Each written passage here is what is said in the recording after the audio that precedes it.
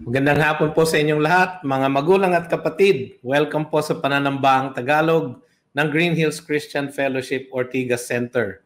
Ako po si Pastor BJ Sebastian. Welcome po sa lahat ng nanonood sa YouTube at Facebook at gayon din sa mga nakikinig sa DZAS 702. Kung kayo po ay bago na sa amin o ngayon lang po kayo lumahok sa aming online worship, ay meron po kaming online visitor center na pwede nyo pong dalawin at doon po ay pwede nyo ibahagi sa amin ang inyong mga detalye upang kayo naman ay makilala namin ng husto. Mga kapatid, sama-sama po nating basahin ang banal na kasulatan sa hapong ito. Ang ating pong teksto ay nasa Nehemiah chapter 6. Babasahin ko lang po ang verses 1 to 9. Nang may balita kina Sanballat, Tobias at Gesem na taga-Arabia at sa iba pa naming mga kaaway na naitayo ko na ang pader at wala nang sirang naiwan doon, bagaman hanggang sa panahong iyon ay hindi ko pa nailalagay ang mga pinto sa mga pinto ang bayan. Sina Sanballat at Gesem ay nagsugo sa akin at nagpapasabi, "Pumarito ka. Magkita tayo sa isa sa mga nayon sa kapatagan ng Ono." Ngunit nagbabalak silang gawan ako ng masama. At ako'y nagpadala ng mga sugo sa kanila na nagsasabi, ako'y gumagawa ng isang dakilang gawain at hindi ako makakababa. Bakit kailangang itigil ang gawain habang wala ako upang makababa lamang sa inyo? At sila'y nagsugo sa akin ng 4 na ulit sa ganitong paraan at sinagot ko sila sa gayon ding paraan. Sa gayon ding paraan, isinugo ni Sanballat ang kanyang lingkod sa akin sa ikalimang pagkakataon na may bukas na sulat sa kanyang kamay. Doon ay nakasulat na ibalita sa mga bansa at sinasabi rin ni Gasmo o ni Gesem na ikaw at ang mga Hudyo ay nagbabalak maghimagsik na siyang dahilan kung bakit nagtatayo ka ng pader at nais mong maging hari nila ayon sa ulat na ito. At naglagay ka rin ng mga propeta upang magpahayag tungkol sa iyo sa Jerusalem. May isang hari sa Juda. At ngayon ibabalita ito sa hari ayon sa mga salitang ito. Kaya't pumarito ka ngayon at mag-usap tayo. Nang magkagayoy, nagsugo ako sa kanya na sinasabi, walang ganyang mga bagay na gaya ng iyong sinasabi ang ginawa. Kinatha mo lamang ang mga iyan mula sa sarili mong pag-iisip.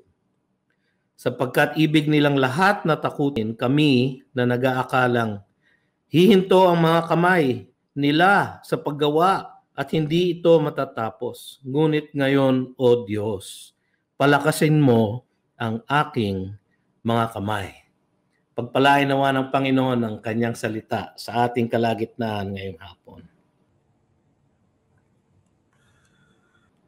Mga kapatid, katulad ng ating ginagawa na tuwing linggo ngayong mga panahon na ito, tayo po ay binabaybay natin ang buong aklat ng Nehemiah, isang serye ng mga mensahe sa Nehemiah na ang tema po ay ang muling pagtatalaga ng bayan ng Diyos sa kalwalhatian ng Diyos.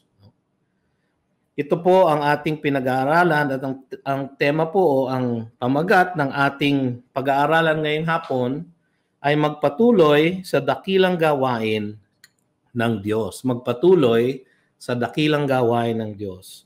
Aralin natin po ang buong Nehemiah chapter 6 verses 1 through 19. Sa tekstong pag-aaralan natin sa hapong ito, makikita natin mga kapatid ang isa pang salaysay ni Nehemiah ng oposisyon sa kanya ng mga kaaway ng bayang Israel. Nagumpisa ang oposisyon na ito sa chapter 4 kung inyong tatandaan. Nang sila ay pagbantaan ng mga Horonita sa Hilaga, mga Arabo sa Katimugan, mga Amonita sa kanluran, sa silangan, at mga Ashdodita sa kanluran. So sila po ay pinalibutan ng lahat ng kanilang kaaway.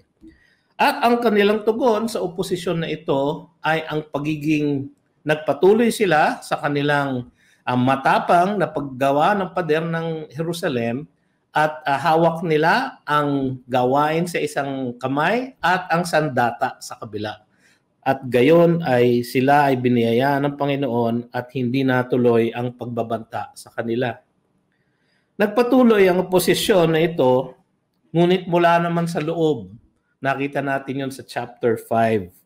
Sa loob naman mismo ng komunidad ng mga Hudyo, nang manamantala ang ilang mayayaman sa kanila. Alam nyo, yung palang ibang mayayaman dito na mga sikat na pamilya, mga maharlikang pamilya, ay kamag-anakan pala ng ibang kaaway nila. No? Makikita natin mamaya na mga kamag-anakan sila ni Tobiah. No?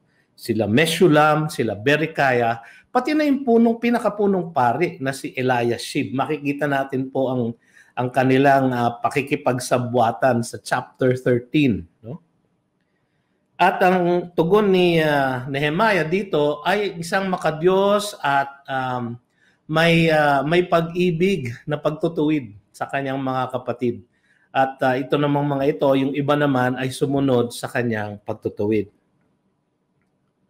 Ngayon naman, dito sa chapter 6, makikita natin na nagtangka na sila na linlangin at siraan si Nehemiah mismo.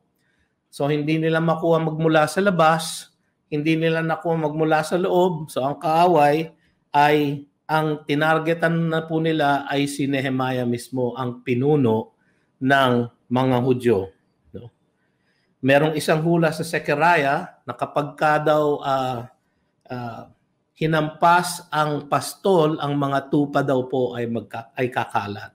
At yun po ay kinote ng ating Panginoon sa Matthew 26 verse 31 na siya nga ay parang inatake ng kaaway upang ang kanyang mga tagasunod, ang kanyang mga tupa ay mapakalat. Gayun po ang tangka kay Nehemiah ng kanyang mga kaaway. Ngunit, merong gawain na dakila na silang ginagawa at nais ng kaaway nila na ito ay mahinto at maunsyami para ang mga plano ng Diyos para sa kanyang piniling bayan ay hindi matuloy.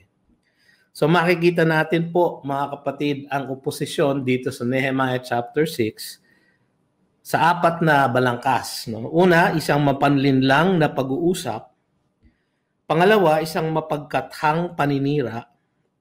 Pangatlo, isang mapanlinglang na pari.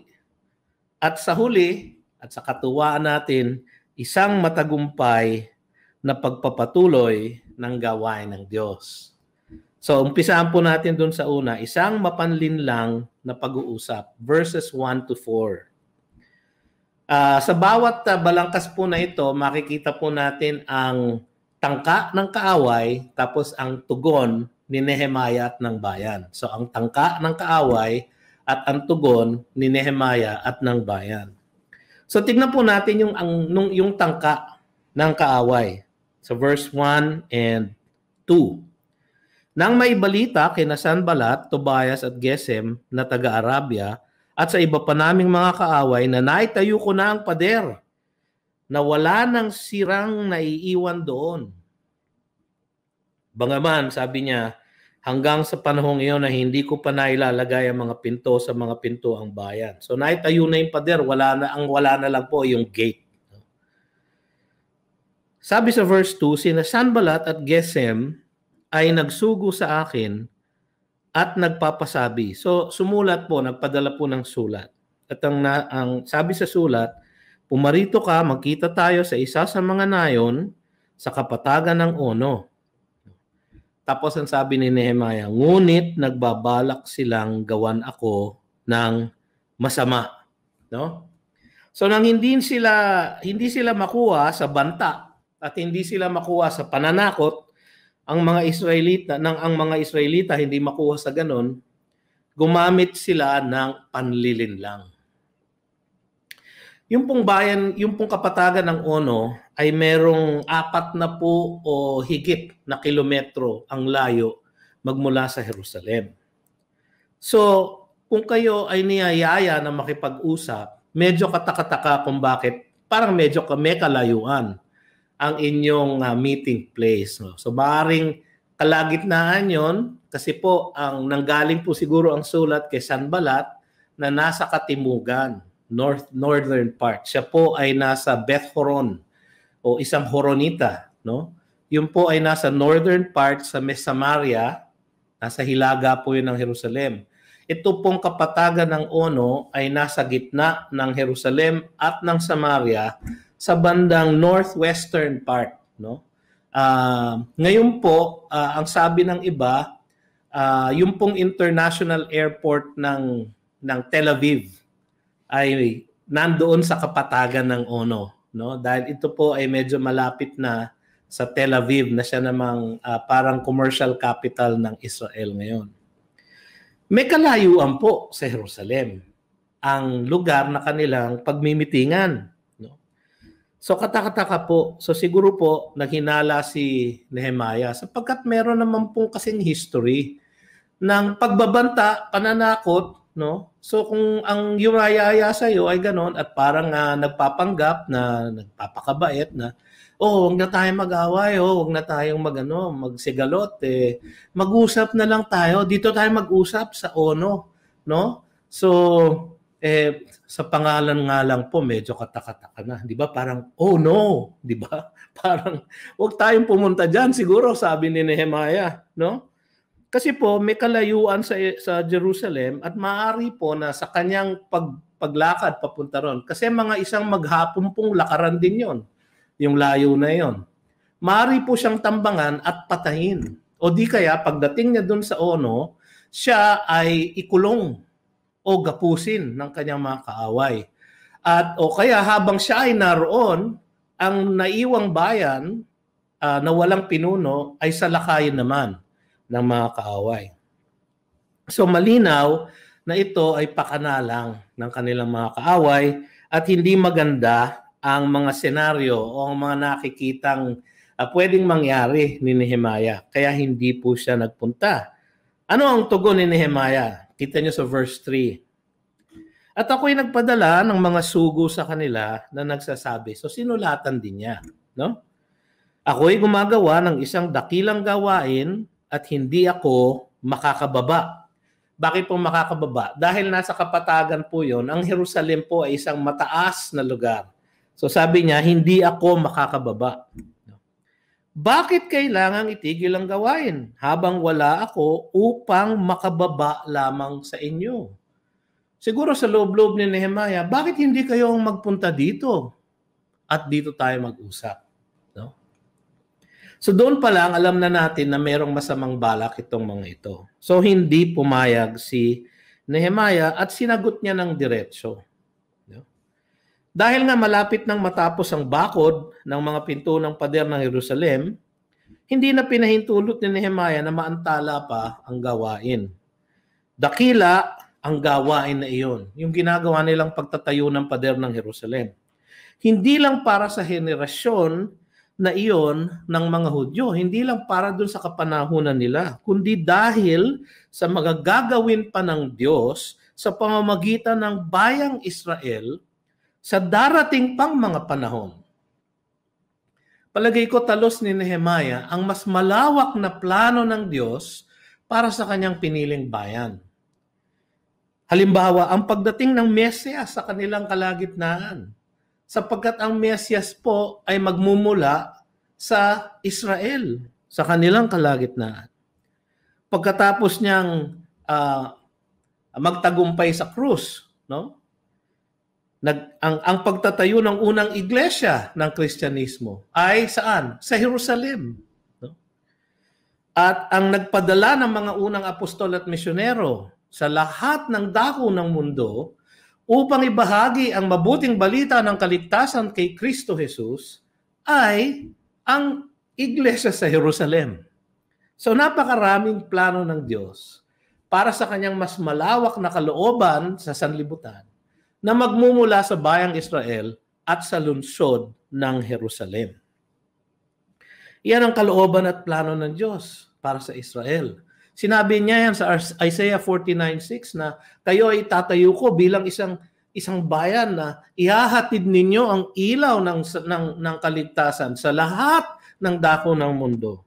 Sa Acts chapter 2 verse 39, nung magsermon si Pedro sa unang araw ng iglesia, nung araw ng Pentecostes, ang sabi niya, sapagkat ang pangako ay para sa inyo at sa inyong mga anak at sa lahat ng nasa malayo, bawat isa na tinatawag ng Panginoon nating Diyos sa Kanya. So mga kapatid, mas malawak ang mga balakid ng Diyos para sa bayang Israel, kaya kailangan silang maitaguyod muli sa Jerusalem, kailangan maitayo muli ang templo at naitayo na nga muli ang templo, at kailangan mabakuran muli ang lunsad upang ang kanilang pamumuhay ay maitaguyod ng Panginoon. So ano ang sabi sa verse 4?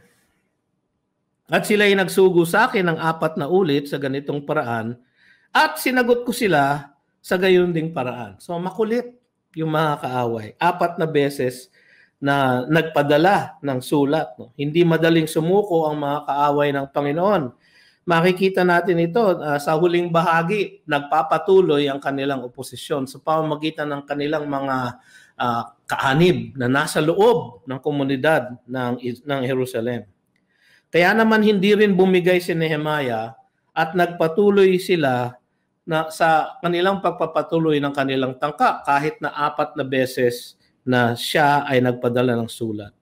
Magalang pero mariin ang sagot ni Nehemiah, tinanggihan ang lahat ng kanilang pakiusap. Sapagkat ito ay mapanlinlang lang na pag-uusap. Pangalawa, makikita natin ang isang mapagkathang paninira. Isang paninira. So, hindi nag-work yung kanilang, yung una nilang balak na mapanlinlang na pangungusap. So, hindi nag-work yon. So, sila ay nagtangka muli. Isang mapagkatha naman na paninira. Mamaya papaliwanag ko po kung bakit mapagkatha. Ano ang tangka ng kaaway? Sabi sa verse 5, sa gayon ding paraan, isinugo ni Sanballat ang kanyang lingkod sa akin sa 5 pagkakataon na may bukas na sulat sa kanyang kamay. Ang susunod na tangka, mga kapatid, ay paninira na. Bakit po? Kasi sa mga naunang mga sulat, ang pagpapasugo ng mensahero ng mga kaaway niya ay sa pamamagitan siguro ng sulat na nung kapanahon yon ay sinusulat nila sa balat ng hayop. Tas ito ay nakarolyo at ito ay merong clasp, no, na merong seal. Yung pong selyado po yon. Ang seal po yung tinunaw na kandila, no? Wax seal. Ganun po ang mga sulat noon. Yun po ang isang magalang at maayos na paghatid ng mga opisyal na mga pagsulat sa mga kapwa opisyal, no? Pero ito po ay nakabukas na ang sulat. Noong panahon po na iyon, ang isang bukas na sulat ay isang sampal sa mukha ng sinulatan. Sapagkat ang lahat ng na humawak ng sulat na iyon ay tiyak na nabasa na ang laman ng sulat. At sinadya nila po iyon sapagkat para mabasa ng lahat ng maghahatid ng sulat na iyon, yung nakalagay doon sa sulat. Sadya po iyon upang maipangalat nila ang laman ng sulat na puro kasinungalingan. Sabi sa verse 6, doon ay nakasulat na ibalita sa mga bansa at sinabi rin ni Gasmo, sa Tagalog po yon, pero si Gesem din po yon, yun po ang isang pangalan niya, na ikaw at ang mga Hudyo ay nagbabalak maghimagsik na siyang dahilan kung bakit nagtatayo ka ng pader at nais mong maging hari nila ayon sa sulat na ito. At naglagay ka rin ng mga propeta upang magpahayag tungkol sa iyo sa Jerusalem. May isang hari daw sa Juda. At ngayon, ibabalita ito sa hari ng Persia. Ayon sa mga salitang ito. Kaya't pumarito ka ngayon at mag-usap tayo. Hindi nakuha sa magandang pangungusap o pakikipag-usap, sila ay nagtangka na ng paninira. No? So ang paratang na ito ay tungkol kay Nehemiah.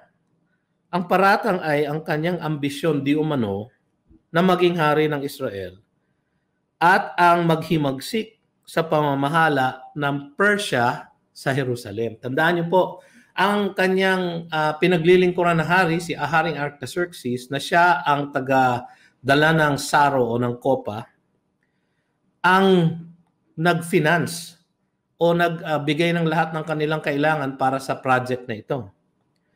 So, dinagdag pa nila dito na ang hindi rin totoo na paratang na siya daw ay umarkila ng mga propeta upang iproklama na magkakaroon ng hari sa Israel.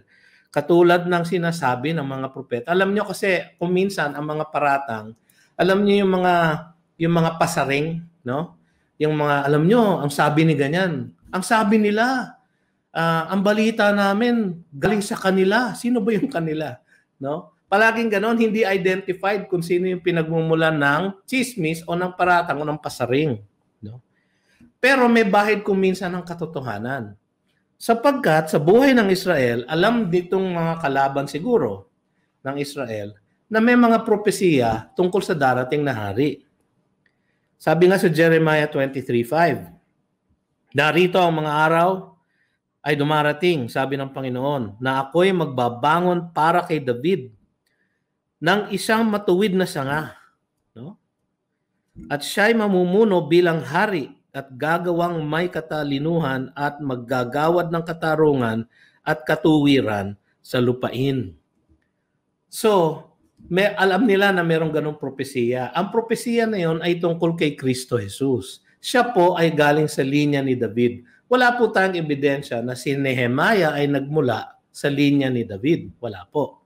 So, hindi po si Nehemiah yon kahit na i-quote nila si Jeremiah. No? At wala pong katotohanan na siya ay nag-arkila ng mga propeta upang ipamalita ito. Dahil nga may mga ganitong hula sa mga kasulatan ng mga propeta, parang may bahid ng katotohanan, di ba? Ang paratang nila Sanballat. Ngunit ito ay pasaring lang at walang katotohanan. Kung mapapapaniwala nila ang hari ng Persia sa mga ganitong pasaring, maaari nilang maipatigil ang gawain. Katulad ng nangyari noong panahon ni Ezra. Noong panahon po ni Ezra, meron po tayong ganito mababasa sa Ezra chapter 4, verses 12 to 13. Dapat malaman ng hari, may sumulat sa hari din, Haring Artaxerxes din. Siguro po yung ama nitong hari na ito na kasalukuyan. Dapat malaman ng hari na ang mga Hudyo na umahong galing sa iyo patungo sa amin ay nagpunta sa Jerusalem. Kanilang muling itinayo ang mapaghimagsik at masamang lungsod na iyon. Tinatapos nila ang mga pader at kinukumpuni ang mga pundasyon. Dapat malaman ngayon ng hari na kapag ang lungsod na ito ay muling naitayo at ang mga pader ay natapos, sila ay hindi magbabayad ng buwis sa kalakal o upa at ang kikitain ng kaharian ay hihina. So yan po yung unang balita sa Ezra chapter 4. Pero nagkaroon po ng resulta yon sa verse 23 ng Ezra chapter 4. Nang mabasa ang sipi ng sulat ni Haring Artaxerxes, no, hindi po natin matiyak, maaaring ito yung ama ni Haring Artaxerxes o siya din ito mismo nung siya ay bata-bata. No? Sa harapan nila, Rehum ni Simsai na eskriba at ang kanilang mga kasamahan, sila'y dali-daling pumunta sa mga Hudyo sa Jerusalem at pinatigil nila sa pamamagitan ng lakas at kapangyarihan. So alam nyo na sila Ezra nagpunta doon, sila Zerubbabel ang nauna, mga 100 taon ang nauna, tapos sila Ezra at meron silang ginagawa at kinukumpuni sa templo. Sabi sa verse 24 ng Ezra chapter 4, nang magkagayoy na tigil ang paggawa sa bahay ng Diyos na nasa Jerusalem at ito ay napatigil hanggang sa 2nd taon ng paghahari ni Dario na hari ng Persia. Kaya naman porsigido sila Sanballat na muling maulit ang pagpapatigil ng gawain sa Jerusalem kasi meron pong president. Meron na nangyari na po noon. Maaring sila din po ang nagbalita nung isang Haring Artaxerxes o kay Haring Artaxerxes na ipatigil ang paggawa ng templo nung panahon ni Ezra. So inuulit nila ang dati nilang strategiya. Ano ang naging tugon ni Nehemiah sa tangka ng kaaway? Verse 8. Nang magkagayoy, nagsugo ako sa kanya na sinasabi, walang ganyang mga bagay na gaya ng iyong sinasabi ang ginawa. Kinatha mo lamang ang mga yan mula sa sarili mong pag-iisip. Kaya mapagkatha po na paninira. Mariing pinasinungalingan ni Nehemiah ang mga pasaring at paratang na ito sapagkat wala namang katotohanan din talaga. Wala naman siyang balak maging hari ng Israel. Mabuti na lang at matibay ang kaugnayan ni Nehemiah kay Haring Artaxerxes. Siguro dahil sa tagal ng panahon na siya ay naglilingkod ng tapat sa kanya at napatunayan na niya sa hari na siya ay mapagkakatiwalaan dahil sa kanyang matapat na paglilingkod na mahaba ng panahon. At nagbigay siya ng pangako sa hari na siya ay babalik at meron siyang itinakdang oras ng kanyang pagbabalik. Naalala niyo sa chapter 2. At dahil sa totoo naman na wala siyang ambisyon na maging hari ng Israel, panatag niyang pinasinungalingan ang mga sinabi ni Sanballat. Mababasa natin sa mga ibang kabanata ng aklat na ito na si Nehemiah ay bumalik sa Persia sa kanyang paglilingkod kay Haring Artaxerxes katulad ng kanyang pangako sa kanya. Kaya malinis po ang kanyang budhi, malinaw ang kanyang konsensya. Wala siyang balak maging hari kasi alam niya na ang pinangakong darating na hari ay magmumula sa linya ni David. Hindi naman po siya galing kay David. Kaya sabi sa verse 9, sapagkat ibig nilang lahat na takutin kami, na nag-aakalang hihinto ang mga kamay nila sa paggawa at hindi ito matatapos. Yun po ang objective ng kaaway. Kaya ang sabi ni Nehemiah, ngunit ngayon, O Diyos, siya po ay nanalangin katulad ng kanyang palaging ginagawa, palakasin mo ang aking mga kamay. Katulad ng marami pang ibang pagkakataon sa aklat na ito, muling nanawagan si Nehemiah sa kanyang Panginoon. Ito ay dahil ibig lang silang takutin ng kanilang mga kaaway na makapangyarihan din ng mga kaaway. Kaya naman siya ay nanalangin sa pinakamakapangyarihang Diyos na mas makapangyarihan kisa sa kanyang mga kaaway. At nasubok na nila ang makapangyarihang pagpapala at pagpoprotekta ng Diyos sa kanila. Ito ang magbibigay ng tapang sa kanila at lakas sa bawat isa sa kanila. Dahil ang banta ay ang paghinto ng kanilang paggawa, sa kanyang dalangin ay palakasin mo ang aking mga kamay. So maaaring kinabahan din si Nehemiah dahil sa mga patuloy na panunuliksa ng kanilang mga kaaway. Ngunit sa kanyang pagkakaba, nanalangin siya na palakasin ng Panginoon ang kanyang mga kamay. At tinugon naman ng Diyos ang dalangin na ito sapagkat ayon ito sa mas malawak na kalooban ng Diyos. So nakita natin ang isang mapanlinlang na pag-uusap, isang mapagkathang paninira, ngayon naman isang mapanlinlang na pari, no? So hindi sila nakontento na sinubukan nila ang parang diplomasya, hindi nag-work. Sinubukan nila ang pasaring at paratang ng kasinungalingan, hindi rin nag-work. So ngayon ay mapanlinlang na pari naman ang kanilang sinubok. Ano ang tangka ng kaaway? Ito ang tangka ng kaaway. Verse 10. Nang ako'y pumaroon sa bahay ni Shemaiah na anak ni Delaias na anak ni Mehetabel, na nakulong ay kanyang sinabi, ako'y magtipon sa bahay ng Diyos. Tayo'y magtipon sa bahay ng Diyos sa loob ng templo at isara natin ang mga pinto ng templo sapagkat sila'y darating upang patayin ka. Tiyak sa gabi ay darating sila upang patayin ka. Medyo ni-research ko po ng konting pangalang Shemaiah at yung pangalang Delaias at Mehetabel.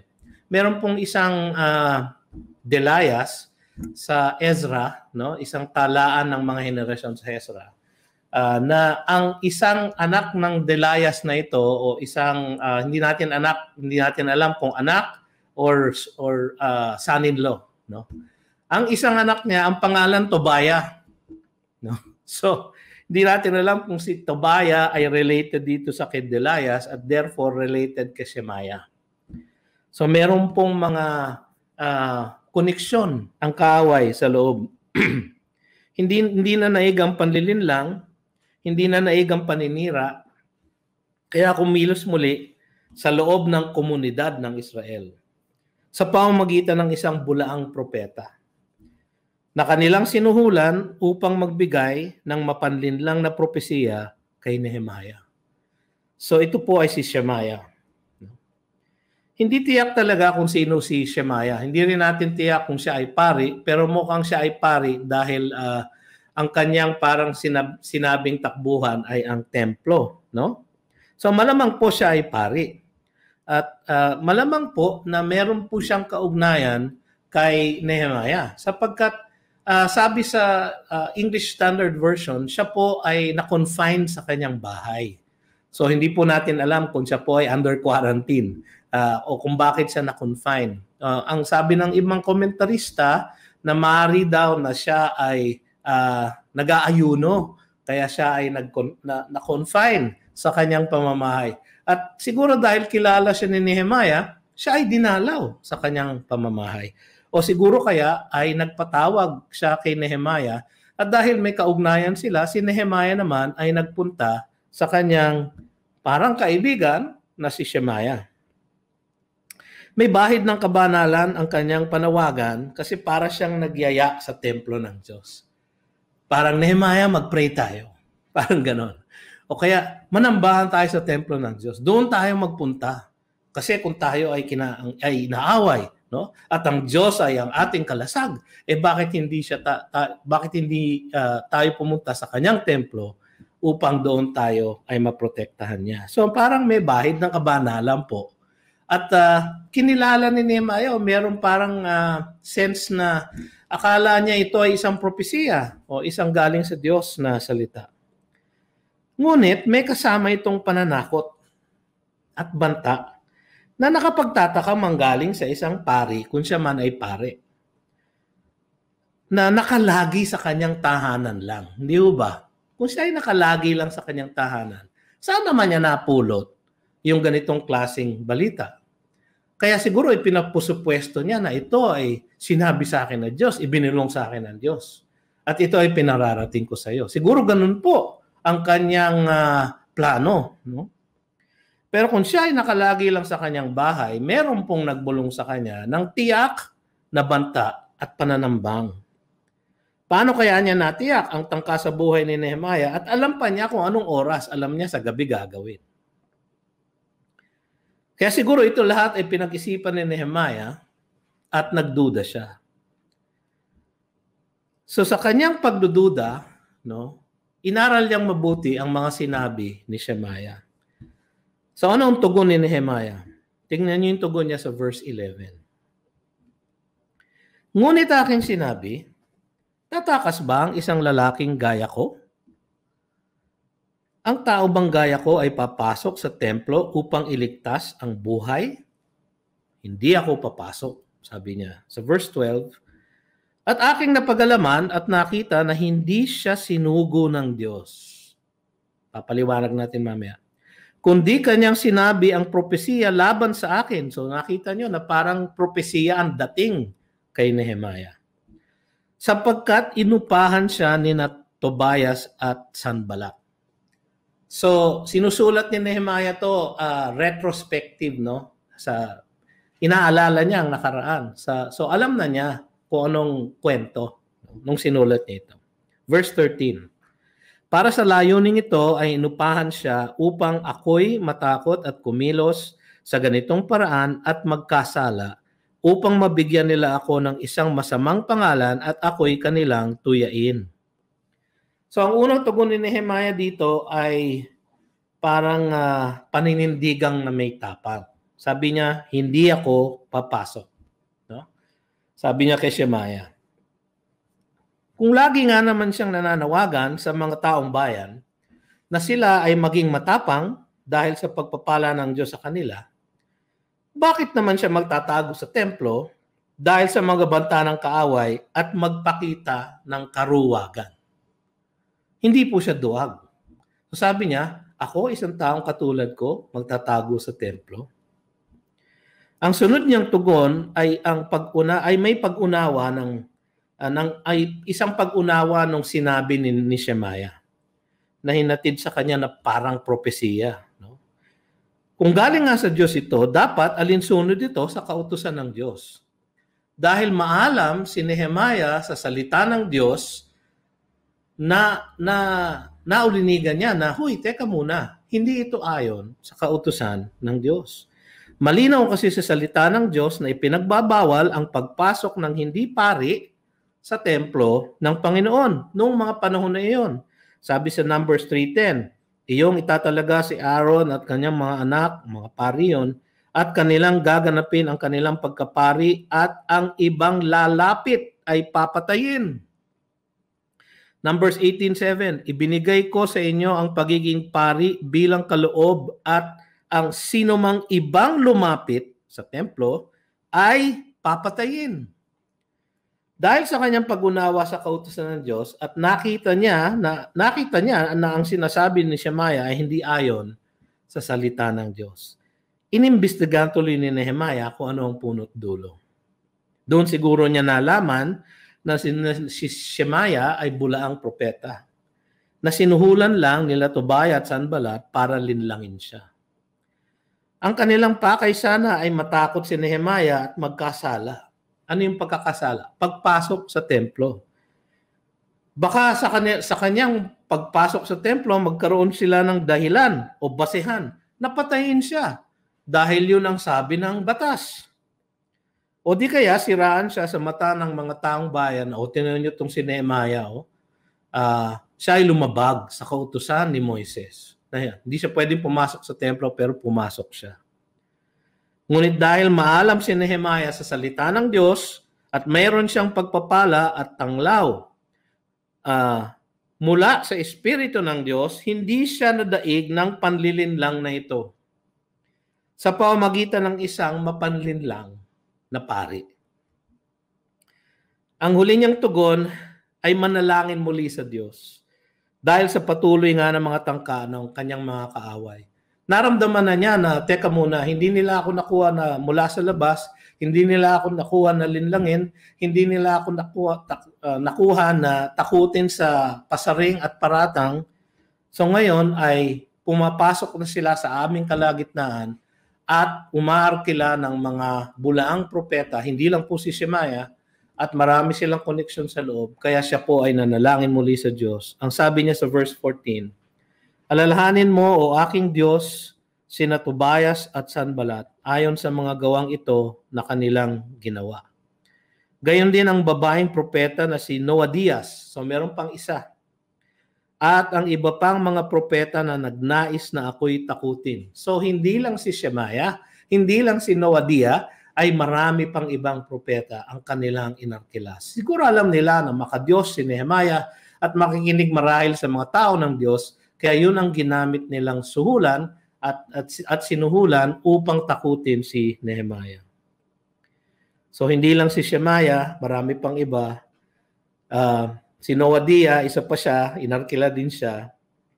Ang kanilang mga kaaway ay mula sa labas at sa loob ng kanilang komunidad. Mga mayayamang mamumuno at pati na rin ang mga nagpapanggap na pari at propeta. Napakahirap po ng sitwasyon ni Nehemiah, hindi ba? Kaya siya ay palaging nananalangin sa Diyos.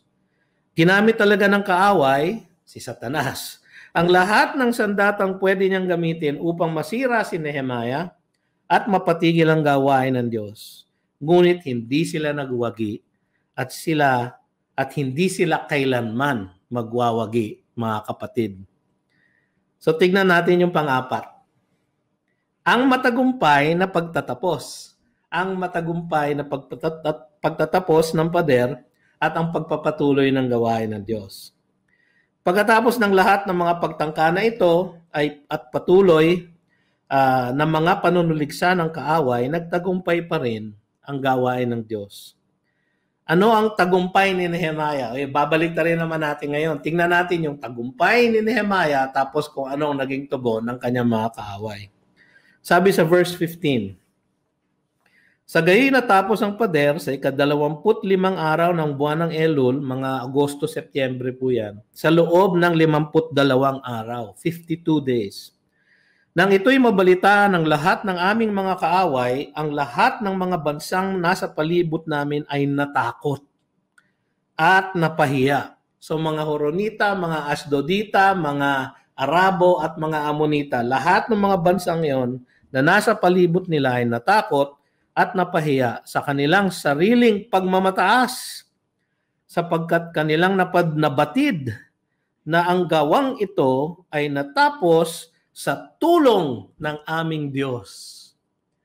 Mga kapatid, malinaw sa lahat, kahit na sa mga kaaway ng Israel, na ang pagbuo ng pader sa 52 days ay hindi maaaring dahil lang sa gawa at lakas ng mga taong bayan ng Israel, kundi dahil sa tulong ng kanilang Diyos. Sabi nga yan ni Nehemiah. Nakakatuwa po sapagkat ibinigay ni Nehemiah sa Panginoong Diyos ang lahat ng papuri. Hindi sa kanyang pamumuno, o sa kanyang galing, o sipag, o tapang, o sa kahit na ano pang ginawa ng taong bayan. Kanyang ibinigay ang papuri sa kanilang Diyos. Na tama naman na siya ang maluwalhati sa bagay na ito. Alam niya at malinaw naman sa lahat na imposible ang kanilang nagawa. At posible lamang ito dahil sa pagkilos at pamumuno ng Diyos sa kanilang kalagitnaan. Paulit-ulit po tayo mga kapatid, sa bawat kabanata ng Nehemiah ay itinataas niya ang pamumuno at ang pagkilos ng Diyos sa kanilang kalagitnaan upang kanilang maisagawa ang gawain ng Diyos at matuloy ang kalooban ng Diyos.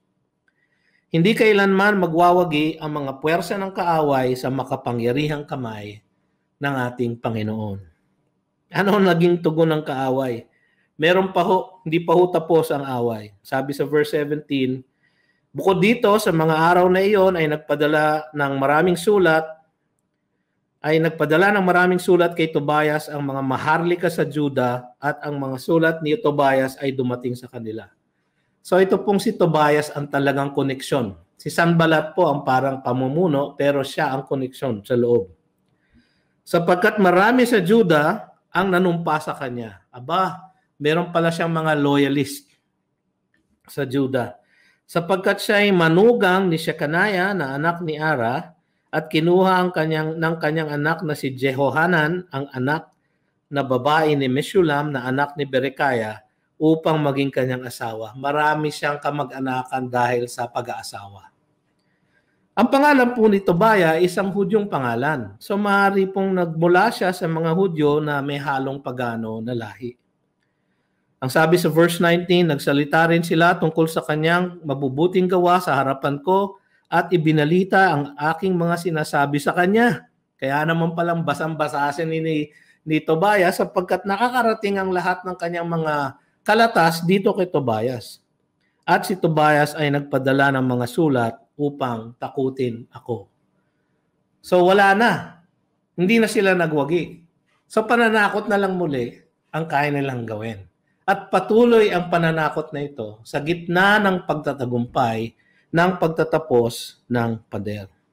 Patuloy ang oposisyon ng mga kaaway ng Israel sa kanila kahit na nakumpleto na ang pader. Dahil mahirap na nga sumalakay mula sa labas, pinaigting na lang nila ang kanilang pagkilos sa loob ng komunidad ng Jerusalem. Sa pamamagitan ng mga mayayaman na mga kamag-anak ni Tobias. Si Tobiah pala ay marami talagang kamag-anak sa gitna ng mga tao sa Jerusalem at mukhang sila ay yung mga mayayaman. Naalala nyo may mga mayayaman na parang ayaw sumali sa paggawa. Yung mga taga-Tekoa. Baka yung iba doon ay ito, kasama sila dito. Ang kanyang pangalan, katulad na sinabi ko, ay isang pangalan ng isang Hudyo. No? Dahil siguro may mga magulang siya na Hudyo na nakipag-asawa ng mga pagano dun sa lugar na yon. Maalala nyo, sa aklat ni Ezra, ang isa pong issue na kanyang tinuwid, no, ay ang pag-aasawa ng mga Israelita, ng mga pagano, ibang mga taga-bansa sa kanilang paligid.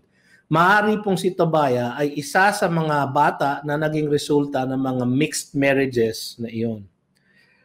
Makikita natin muli si Tobia sa chapter 13 na ang kanyang kaanib naman dito ay yung high priest na si Eliashib, no? So abangan po natin 'yon sa chapter 13. Ano po ang hamon sa atin ng mensaheng ito sa hapong ito, mga kapatid? Patuloy ang panganib ng oposisyon ng kaaway ng ating kaluluwa mula sa labas at sa loob ng ating komunidad, ng ating iglesia. Tayo po, katulad ng bayang Israel, ng mga tao sa lungsod ng Jerusalem noon, ay nagtatayo din ng mga pader. Maaari pong hindi pader na pisikal, kundi pader na espiritual. Hindi man, ayaw ko pong idiretso yung analogy sapagkat hindi po siguro tama na basta idiretso lang natin yung analogy. Pero yung paggawa po ng ayon sa kalooban ng Panginoon ay isang paggawa na atin din pong ginagawa sa ating iglesia. At ang gawain pong yon ay ang pagtatayo ng kanyang kaharian. Ng kanyang kaharian dito sa lupang ito, sa sanlibutan. Tayo po ay kabahagi ng gawaing yan. Tayo po ay tinawag na gumawa ng mga disipulo sa buong bansa, sa lahat ng lugar sa buong mundo, at sila ay bautismuhan sa pangalan ng Ama, ng Anak at ng Espiritu Santo, at sila ay turuan na sumunod sa lahat ng kanyang mga kautusan. Yan po ang ating gawain. Yan po ang kahalintulad ng pagtatayo ng pader ng Jerusalem. Kailangan nating maging listo sa mga mapanlinlang na nakikipag-usap sa atin, na mga tagalabas, na maaaring maging patibong sa atin o katitisuran ng iba nating kasama sa iglesia. May mga nakikipag-usap na naghahatid ng mga kaisipan na makamundo, na pinaiiral nila sa ngalan ng pag-ibig at pagkakaisa. Parang bumigay na raw tayo dito sa ganito. Kasi uso to ngayon. So, i-embrace na natin itong trend na ito, itong social trend na ito. Kahit na ito ay labag sa salita ng Diyos. At sinasabi nila, hindi ba ang inyong relihiyon ay relihiyon ng pag-ibig? Hindi niyo ba dapat itong gawin para sa ngalan ng pag-ibig? No? Ay i-welcome na lang at hindi ituwid ang lahat ng makasalanan at hayaan na lang silang magpatuloy sa kanilang kasalanan kahit na sila ay papasukin natin sa ating iglesia. Hindi po ganoon ang sinasabi ng Biblia. Tayo po, wine-welcome po natin ang lahat na gustong lumapit sa ating Panginoon sapagkat tinawag po niya ang lahat. Kung sila ay papasok sa Kanya at sila ay makikianib sa atin at magiging parte ng Kanyang katawan, ng Kanyang iglesia, dapat silang lumakad sa katuwiran din niya. At ang ating pong responsibilidad na mga Kristiyano ay akayin sila sa ganong paglakad ng matuwid. So, pero merong ibang mga nagsasabi dyan, nagpapasok ng kaisipan na huwag kayong masyadong conservative, huwag kayong masyadong puro Bible. No?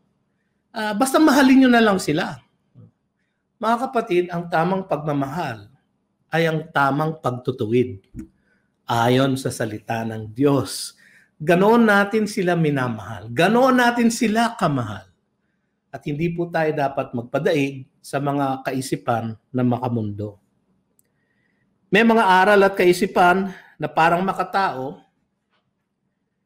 at parang makakristyano naman, ngunit taliwas sa sinasabi ng Biblia na tinutulak ng marami sa ngalan ng isang makatarungang lipunan.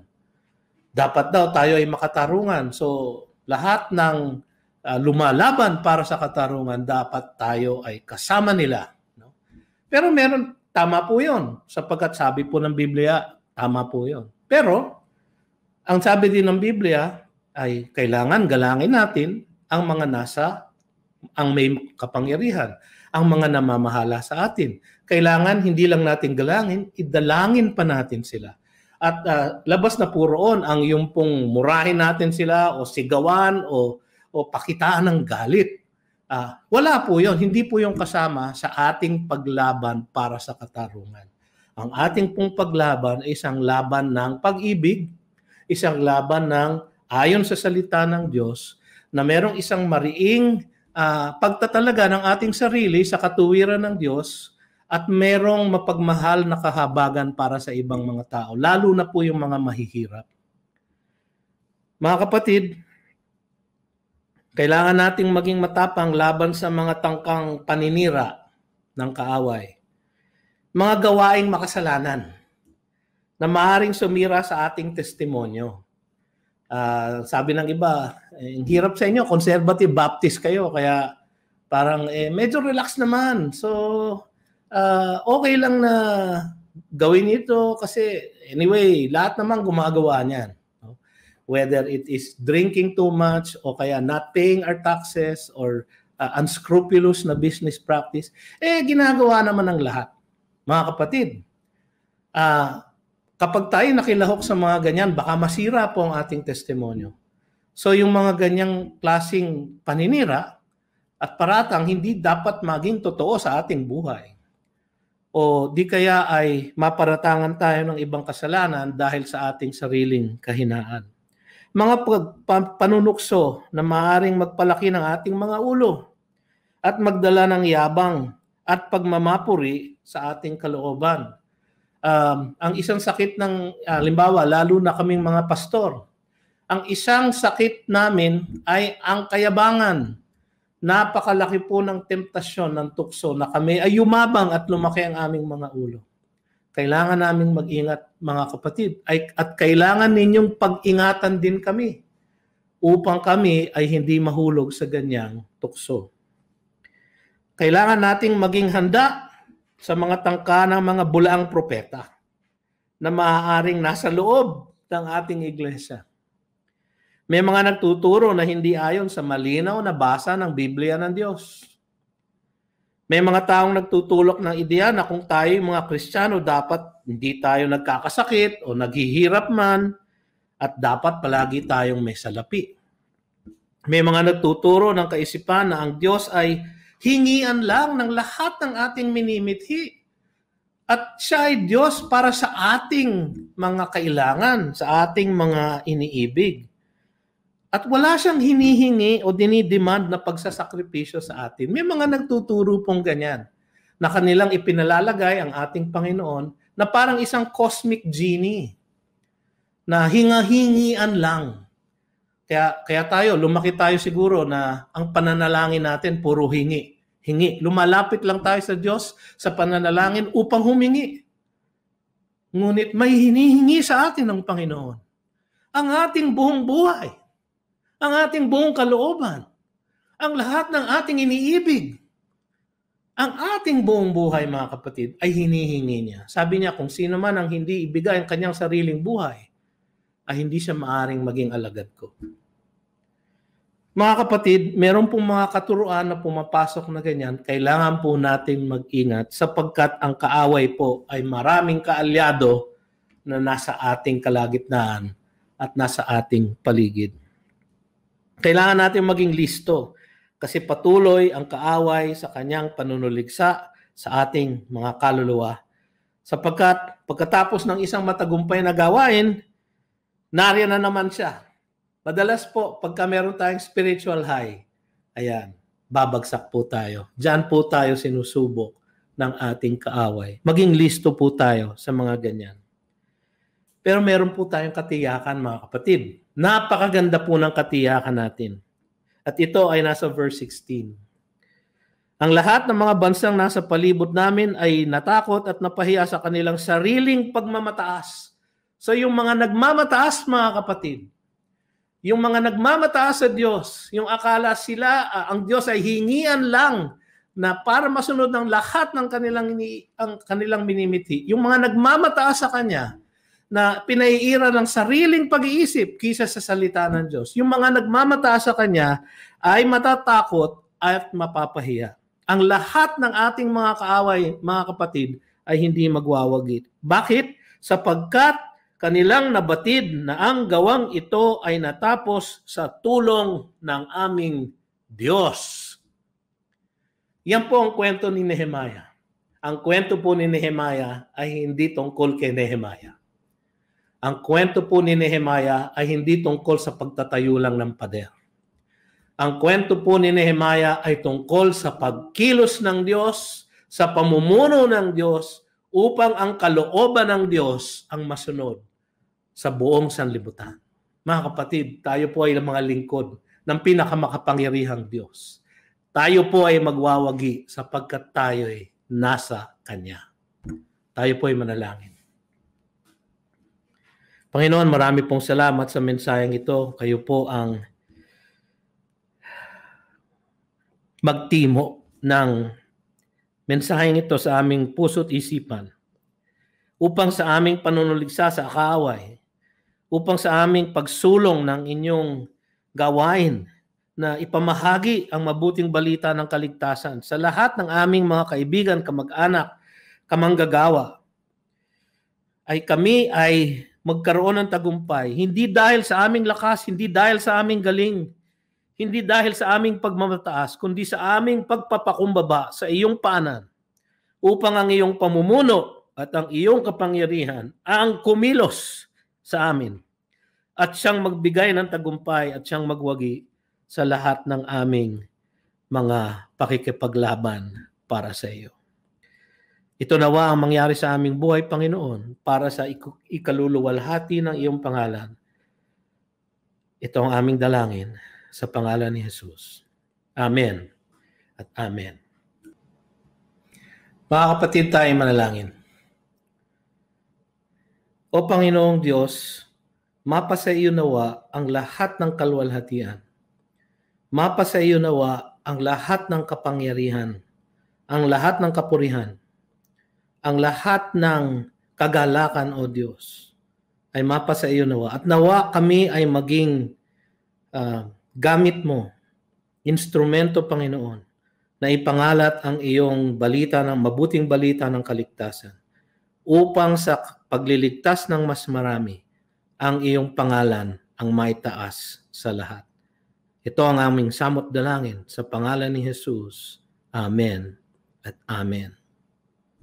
Magandang hapon po sa inyong lahat, mga kapatid.